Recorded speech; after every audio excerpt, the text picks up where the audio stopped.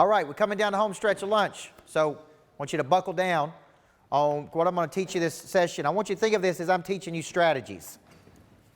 Strategies as a coach to perform at a higher frequency. Okay? Ultimately to get more out of your people. Hopefully you're coming to some realizations that we have some missing structures. Maybe we're not training on a consistent basis. Maybe I don't confront issues when they come up. Maybe we haven't tapped into the heart and spirit of our people. Maybe we've got some people that have lost faith in us. Maybe we've got people that are not being appreciated. Maybe we hadn't figured out how to activate prey drive. Good managers and good coaches know how to do these things. Okay? That's why they're winning at the highest level. That's why they're producing. Now, when you hire people to your team, I want you to think of it like this. Some people, a job is an occupation to them. Now, what does that mean? I've got up here definition, occupation, that which occupies my time in which I receive a paycheck for. Come here, Lakin, for a second. Everybody see that? How many of y'all have ever been in an occupation before? Raise your hand. I pumped gas when I was 16 years old, hated every second of it. I was so bad at pumping gas. I was raised by a single mom who didn't teach me anything about cars and trucks. One guy asked me to change check the oil, I checked the transmission fluid. I knew I was bad at that job. Hated going, hated being there, all those things. Occupation, that which occupies time. Now, where does this become a problem? Where does this become a problem? Where does it become a problem? Let's say I see my work as my mission. My work is my vocation. My work, I believe, is the distribution of talents. I believe those talents are God-given, not man-given. I am distributing my talents through my work. What if I hire you and this is just a job to you? Is there a difference in how I see my work and how you see your work? Now, could that present a problem for us? I see my work as my mission. You see your work as a 9-to-5 job. There's a big difference in how we see work. I see work as a distribution of talent. So I want you to think of it like this. There's certain talents you have. Let's call them unique abilities. Here's your talent right here, whatever your talents are. Mine have been coaching my whole life. Started coaching at 15 years old. Okay? I am distributing my talents through my work. Average person is going to spend 35 to 55 years of their life working. Largest percentage of your life will be spent in and through your work. This is why it's so crazy to do things you don't enjoy doing. Why would you spend that many years doing something that you hate doing? Right? Like, I can't understand it. But here's the stats. 67% of people in the United States say they're disengaged with their work. 7 out of 10 people get up and go to a job that they don't like. Now, how good can you be at something that you don't like, you don't enjoy, you don't get any meaning or satisfaction out of? Right? Now, think about that. My dad worked at a factory his whole life. He was a supervisor. And he went to the factory his whole life. He didn't have really any satisfaction out of that job. He did like the people he worked with, but nobody ever sat him down and said, you have certain talents. Let's distribute those talents through your work. You're probably going to earn more income and you're going to be a lot happier. But he just played the whole thing out for 30 years and then he retired. Does that make sense? Here's the problem with deferring your life to retirement. Number one, you may not be as healthy retirement as you are today. You may not be able to do some things when you're retired that you want to do right now. So in my opinion, you need to really get serious about your work. So work is the distribution of talents. Here's my talents, here's my work. Now, when I'm really good at distributing my talents through my work, what happens? The world rewards me. The world rewards me in a lot of ways, by the way. One, money, but that's just a piece of paper. It also rewards me in love, appreciation, confidence, referrals, affirmation. I think it was Olivia Newton-John. I don't know any of her songs, but I heard her say once, I give them my music, I give them my talents, and they give me their love. Talking about her and her fans. I give them my talent, they give me their love. Everybody see that? We see this with artists, entertainers, athletes. We see them distributing their talents through their work, and we see them getting paid for their work. But we focus on this one a lot in our world, but really there's a whole lot of other ways you get paid too. You get paid in appreciation. Listen, you talked about speaking at those churches. You go out and distribute your talent, your story through that. Person walks up to you and says, man, you changed my life. That's getting paid. That makes sense? Stay focused on the mission, not the commission. That's right. The mission, not the commission. That's right. That's a good one. Time's not always currency. That's right. So when you guys are thinking about this, I want you to think part of the challenge is if I own the company, I probably started this company around my unique ability. It's probably a deep passion of mine. I've brought you along the journey. It's our problem with each other is you just don't have the same passion I do. Now, some people are going to say they're never going to have the same passion as you because it's not their company. And there's some truth to that. But I try to activate that passion in people. So I ask people, is this an occupation to you or is this a vocation? Occupation, that which occupies your time. Vocation comes from the Latin term voice or calling in life. Now, how many people had a class in school in how to find their voice or calling in life? This is why we don't find our voice. This is why we go get a job. And there's a big difference between a job or that. When I first started coaching, I made $199.50 for my first year at Woodbury Grammar for the whole year. I didn't even get paid my second year. They used my salary to put a new commode in the gymnasium. True story. I didn't care because I loved coaching. I said, you just turn me loose with those kids and I'll be just fine. I didn't even get mad. They didn't pay me. Right? Then I went from there to making $2,000 a year at Riverdale. Then I went from $2,000 to $24,000. Right? So to me, it's not about that. It's about doing what I were put on this earth to do. And when I do it, the world's going to reward me. Yes. At a very high level, by the way. But you distribute your talents at a low level, you're going to get rewarded in a low level way. So if you want to earn more income, you got to get more skilled. You got to become more valuable. You got to create more stuff. You got to you got to get better.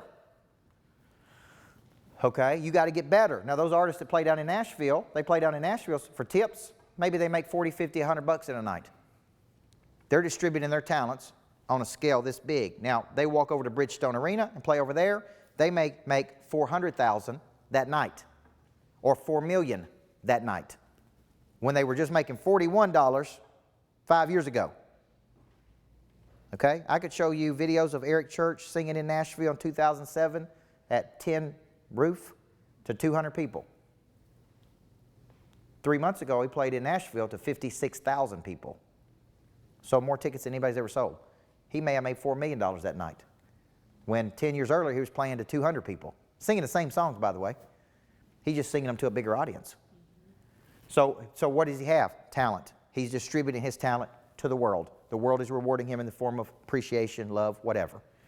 So this is a big point because I want people who are on mission versus in jobs. I want to attract people to me in my work that this is their mission, not their job. I'm not saying you can't be good if it's just a job to you, by the way. You can be. But there's a whole different fire and passion and energy when you feel like this is my calling, man. This is what I'm supposed to be doing. There is nothing I'd rather do than this right here. And no matter how the parts of it I don't like, I love this. Okay?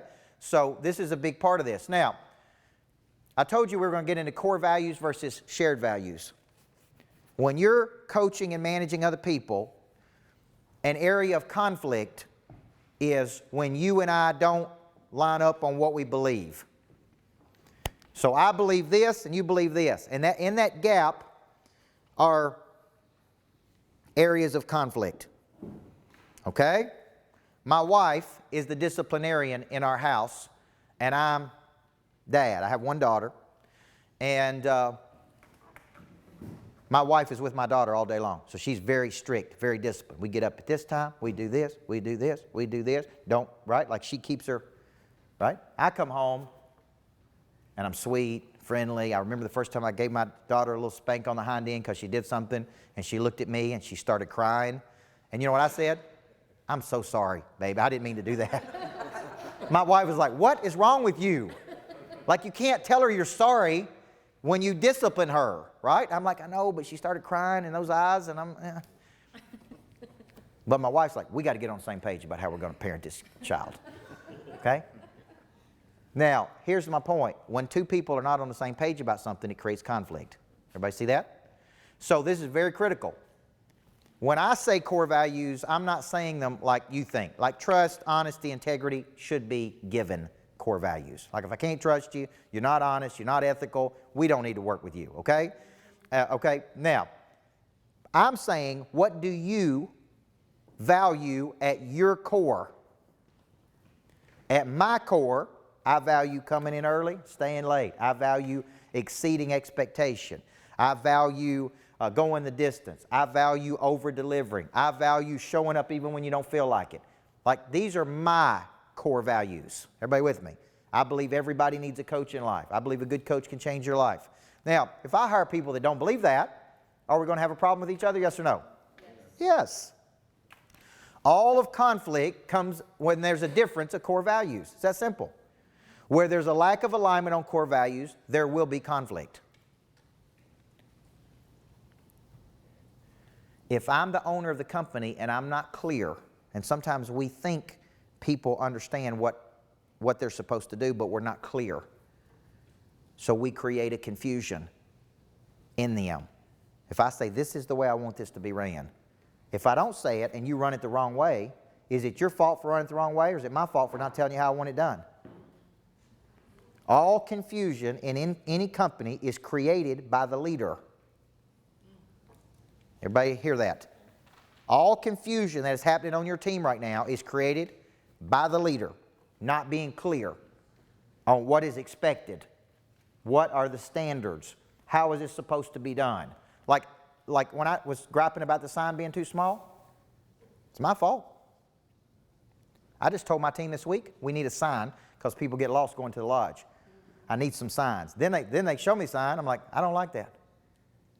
Like it ought to be this or this. And then I said, we're out of here today and it's this big.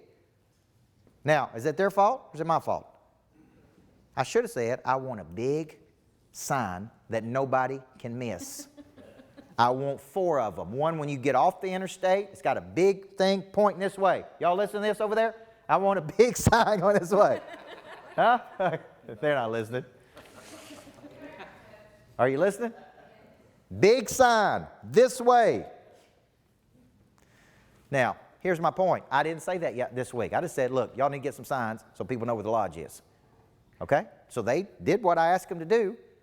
They just didn't do it the way I wanted it done. But I didn't tell them how I wanted it done. So I created the confusion.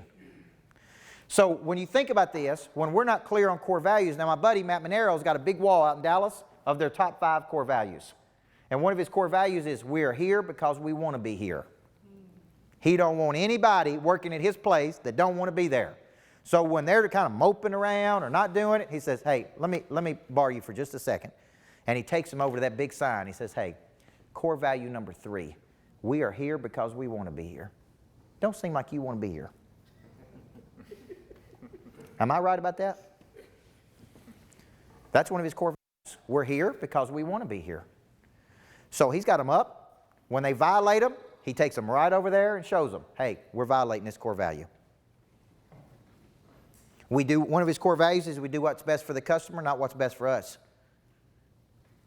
Okay? Now, what happens when we don't line up on our core values is that we don't have, see this middle part right here? So I've got my values and you've got your values, but we ain't on the same page about that.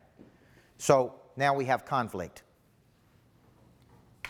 I actually believe some conflict is necessary for your expansion. I did a whole course on this for a whole month.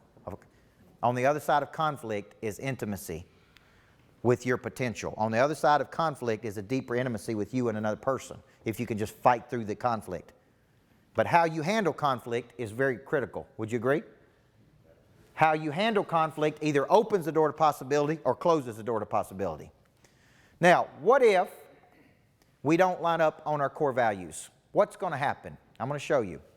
This is called a commitment continuum. And I want you to think of a commitment continuum as from low commitment down here to high commitment up here. Because you understand the whole person theory, that there's a body, mind, heart, and spirit, who's in charge of my body, mind, heart, and spirit? Who's in charge of my body, my mind? Me.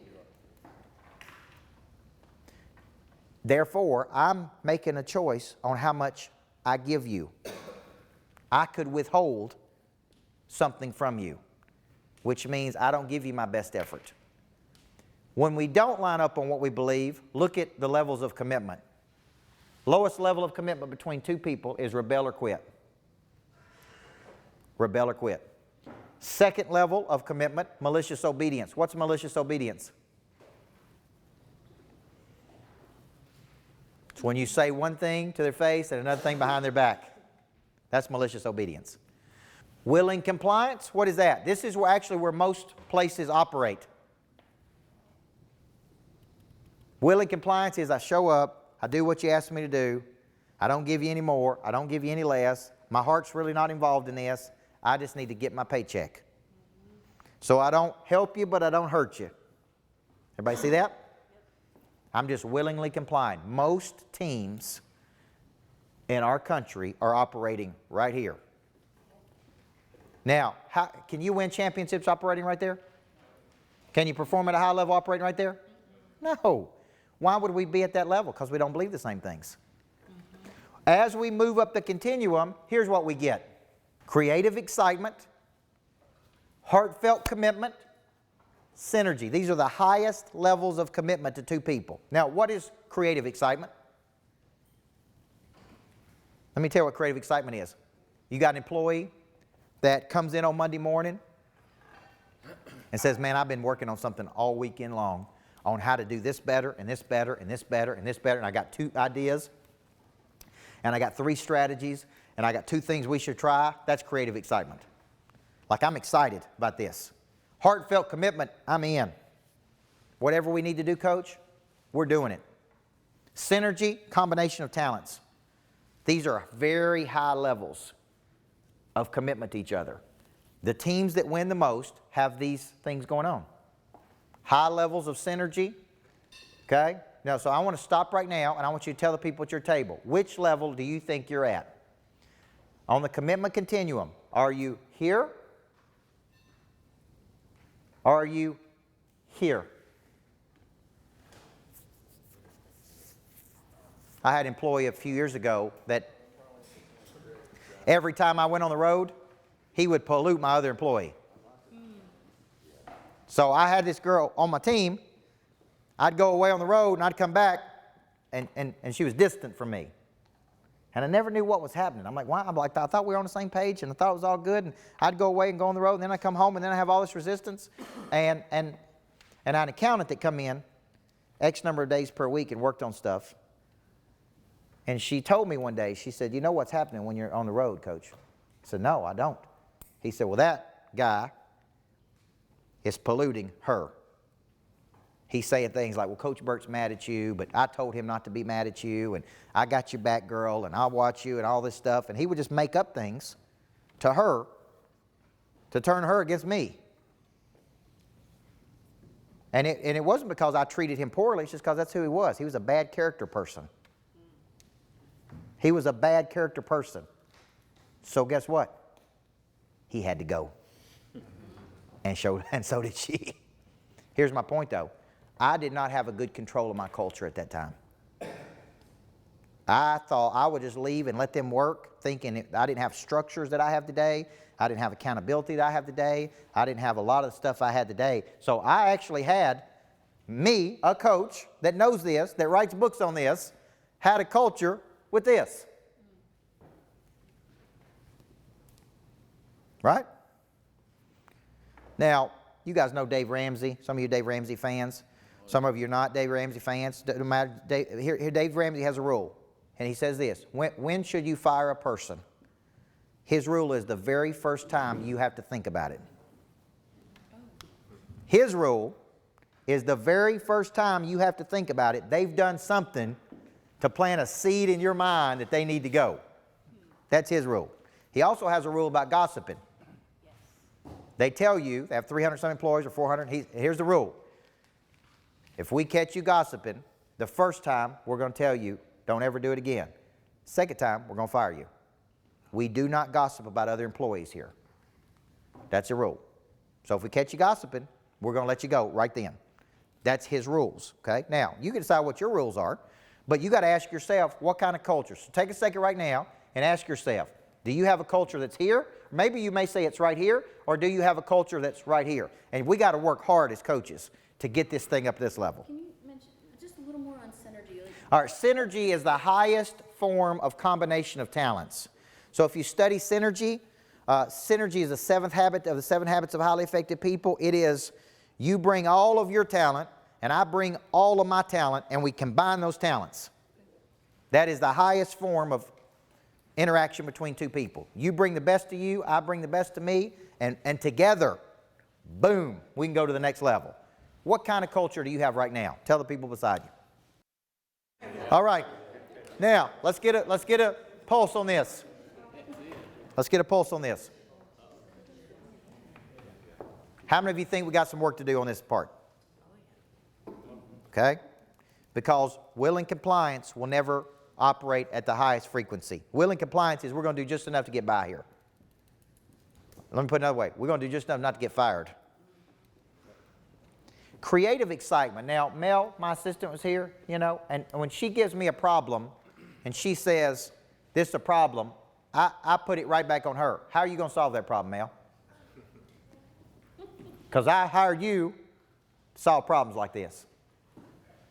Matter of fact, it'd be even better if you just solved it and you didn't even tell me we had it.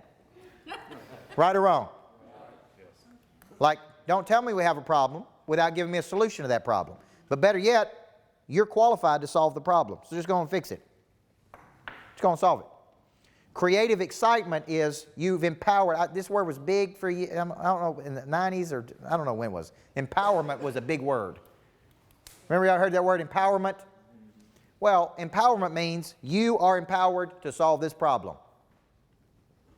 When you and I get to a high level of trust with each other, just go do it. You have my permission.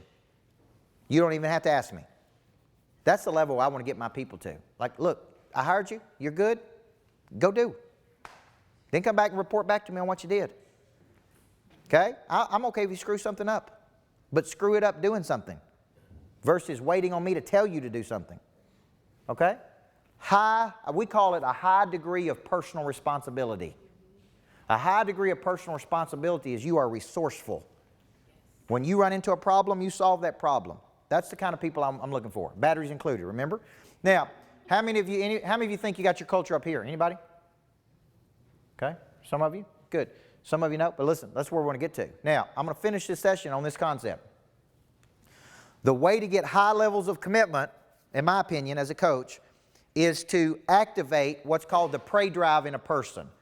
Now, the prey drive, you hear me talk about prey drive. A lot of people don't talk about it. I learned it under a famous psychologist that was in the war dog division of the military, which means he woke up every day in the military and he had a dog, and their job was to go ahead of everybody else, and the dog sniffed out booby traps, explosives, incredibly dangerous position.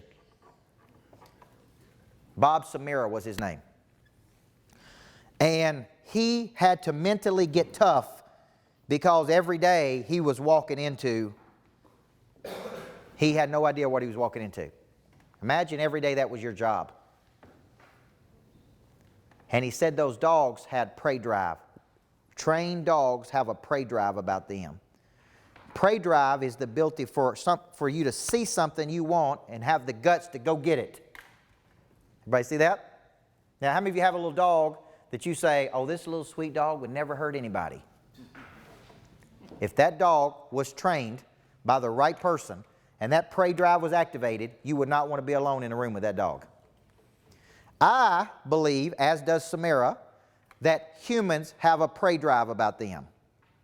Once that prey drive is activated, they have this strong desire to go get it, to see it, go do it. The question becomes, how do I activate it in you? I shared a story about my wife, activated in her. I shared a story about a real estate agent I'm coaching, activated in him. Like, I believe good coaches can activate it in a person. So I got this person on my team, they got all the talent, potential in the world. But they're just kind of just, and you're like, hey, we're doing this. We're doing this. So one of the biggest things I try to remove in my team members is what's called a hesitation or a consideration. A consideration is an internal thought that prohibits an external action. Like a consideration is, I'm afraid to ask you for something because you may reject me. I'm afraid to ask for a sale because you could say no. I'm afraid to ask you to join my program because of what you may say. I'm afraid to call you 7 times because I would be stalking you. I'm afraid to call you after I've serviced a sale. That's a consideration. What I try to do with my team is remove those. I'm not saying not be considerate. Don't misunderstand. A consideration is an internal hesitation that you have that is prohibiting you from going and getting something. Like, oh, I'll never be the number 1 person in the world because so-and-so's number 1, and I'd never be number 1 because I'm not as good as them, and they're smarter than I am. And like that's a consideration you got. That typically comes from your past. Somewhere you failed, somewhere you listened to somebody else talk about how good or bad you were, somewhere you bought something that somebody else told you. Constantly re-enthusing my people. Now this is very, like when I study the personality profiles, like Eric White on my team. E, come over here just for a second, please. Here's the deal. Eric's one of the nicest people you ever meet on planet Earth. Okay? I mean, accommodating, friendly, everybody loves him. His nature, his disc profile shows me he's a low D, high I, high S, high C. Which means he pays close attention to certain things. He's very considerate of people. He's very friendly. He's got the ability to influence. He does not have the same personality I do. I have a strong killer instinct. Does that make sense? Like I'm a little stone cold killer machine. I just smile when I do it. Because I have this, right? That's how God made me. That's how God made him. Nothing wrong with him, nothing wrong with me. That's just who he is. Does that make sense? So one of the things we're working with him on is how do you just ask for the business? How do you say, is there anything stopping you from making a decision right now about this? Have you seen enough to make a decision? Which is extremely uncomfortable. See how uncomfortable it is for him? Yeah. Because that's not his personality. His personality is to talk to you and then say, I'll follow up with you. And if it works for you, that'll be great. I'm trying to teach him how to just go for it. Is there anything stopping you right now, Jason, from making a decision? What would prohibit you from taking action on this right now? It seems like you need this insurance. Why would you wait 6 months to get it? Does that make sense? That is removing a consideration. Now, it's uncomfortable for him. Here's another one I ask. On a scale of 1 to 10, how serious are you about this? Because it don't seem like you're real serious at all. See that right there? Now, the reason he's doing that, how does that help him close deals? How is that helping you? Well, making the most money I've ever made in my life. Made the most money he's ever made in his life. And let's keep it real, right? Here's the other thing. It keeps him from sales flirting. People sales flirting with him, like dragging it on. He's such a nice guy in the sales process, people will be nice to him so they don't hurt his feelings. And I'm like, they're stringing you along, man. Just go straight to the point. On a scale of 1 to 10, how serious are you about this? If not, they'll just keep talking to him. They'll talk to him for 10 years, still not buy anything. Because he's such a good dude. So removing a consideration is like I'm activating that prey drive and you say, go for it, man. Don't be scared. Go for it. And I'm telling you to go for it. Who had a question for you? Yes, sir. All right, that's a great question. I actually think it's in his best interest here's how I look at this. I'm an expert. Just like I'm coaching my clients, I'm coaching him. He told me he wants to make more money for his family. I'm telling him what I think he needs to do. That is in the best interest of him and the best interest of us. And that's going to require him to be uncomfortable. Does that make sense? But I have a culture of expectation of like, this is how we do it.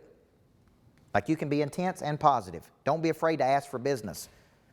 Like I may say, John, what mortgage originator do you use? I'm a mortgage originator. Who do you use? Well, I use this person. I would teach them to say, are you satisfied with that person? Well, I'm somewhat satisfied. How often do you talk to your mortgage originator? That make sense? I would teach him to keep going, not just go, oh, okay, you got somebody? See, removing a consideration is, I'm going to keep going and probing you with questions. How satisfied are you on a scale of 1 to 10? If I could do this for you, would you give me a shot at it? Like, I don't quit. I'm trying to instill that in my team. When they tell you no, no just means no today. Doesn't mean no forever. You just hadn't done a good job of presenting an idea to them. Right? So it's very hard. I'm trying to teach Melissa when she's scheduling meetings for me. Let's say I'm coming to Houston, Texas, and she's working with you. I'm trying to teach her when she's doing the scheduling with you or your team to ask this question: who else in Houston does Coach Burt need to meet with? That's just one more thing. That's not her nature is just to do the scheduling. That's what she's getting paid to do the scheduling. I'm trying to teach her how to take one more step. Because you may come back and say, there's 4 people Coach Burt needs to meet with. Now I got 4 referrals. Who got the referrals, by the way? She did, because she asked for them. Everybody see that? So this removing hesitation, I'm telling you, is one of the biggest things I teach. I'm going to remove your scarcity thinking. All they can do is say no to you. All they can do is say, I don't want what you got. All they can do is say, lose my number. Okay? Now, how do we activate? How many of you have had an experience in your life that activated your prey drive? Anybody ever had that? Most people, here's what I would tell you as a coach. I don't care what activates your prey drive. Okay? This is very important. I grew up and I don't ever remember my dad hugging me. He never told me he loved me. I went for years without seeing him. And I look back on that and I ask, did that hinder me in any way? Here's what I would tell you today. I probably wouldn't be the man I am today if he had been the father I needed back in those days. Does that make sense? I probably wouldn't have wrote the book Person of Interest, because Person of Interest is about being known. And you're not even known by your own father. You have a desire to become known in the world. You follow what I'm saying here? So I'm not mad at my dad. I'm thankful, right? We have a good relationship now, but we didn't then. But my point is that activated my prey drive. So I don't care as a coach what activates your prey drive. I just need what? To get active. I need to activate it. You can get because you're trying to prove somebody wrong, because you're mad at something, because somebody hurt you. Like we just need to activate your prey drive in some way. Okay? So let's just think about that. So I'll show you this and then we'll take lunch. These are activators of prey drive. I want you to think about what yours is. How many of you, your prey drive is activated when you are around and inspired by other big-time people? This one is mine. This is my number one for me. I say number one. There's another one up there that's really my number one. But my prey drive is activated when I spend time in the presence of great people. And I'm like, that dude's good. Like, that inspires me, which is why I need to constantly do what? Get around big-time people. The more I'm around big-time people, the bigger things I do. I just got back from L.A. I was in L.A. and Las Vegas and doing all these events. And I was with incredibly talented people. And every person I was with, I was like, man, that dude's good. Man, that dude's good. Man, he's doing big things in the world. Man, I'm doing small things in the world compared to him. Like, I came home just like on fire with my team. Some of you, how many of you guys, it's activated by competition? You're competitive, so you want to win. And to activate your prey drive, right? You got to have somebody to compete against or something to compete against. How many of you, your prey drive is activated when your back's against the wall? Sometimes, yeah. That's mine. I have a bad sales month, I'm telling you. Yep. My prey drive is activated. I get on fire. I get so focused. Some people, it's activated by embarrassment. Now, when I say embarrassment, I don't mean like me trying to embarrass you. It could be, let's say this is my whole sales team, and I put up every week our sales numbers, and I show every person in the company where they are, and you're sitting there going, oh my gosh, this is embarrassing. Like this is embarrassing. Like that's all I'm producing, and I'm capable of this, and I'm number 17 out of 17 people. Like, that will activate some people's prey drive, is to see where they're at. And some of it's by being challenged. Now, I'll close on this. Some of you have dormant faculties that are not being activated. You have these dormant capacities that nobody has come along and go, boom.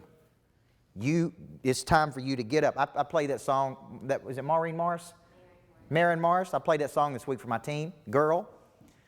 And it's about getting up, right? I'm like, what does this song mean? And it's about, girl, get up. Let's go. Quit feeling sorry for yourself. Get yourself dressed up. Let's quit living in the past. That's what that song's about. Like, girl, it's time to go. And I was trying to teach my team, like, get up. Get up off the mat and quit feeling sorry for yourself. Be challenged. Like, let me challenge you. Let me get you to a higher frequency. Don't get your feelings hurt by everything. Toughen up emotionally. Like, you came to me because I want to get you there. Now, don't quit wearing your feelings on your shoulders. That's what that message was about to my team. Girl, get up. Okay? Now, that's a direct challenge. And some of my team members are like, okay, that's right, I'm up. Okay? I'm up. I'm ready. I'm going. I'm on fire. Let's do this. But they needed me to. Does that make sense? Here's my theory. I got to have enough confidence for me and them. Because when they're low on confidence, they can borrow some from me. When they're low on confidence, they can borrow some from me. Okay? Good session this morning, guys. We're going to break for lunch right now. So enjoy your lunch. We'll get you going in about 45 minutes. I got 2 big things I want to teach you this afternoon before we get you out of here. But thank you for being so coachable. You guys have been incredible, okay? All right, thank you.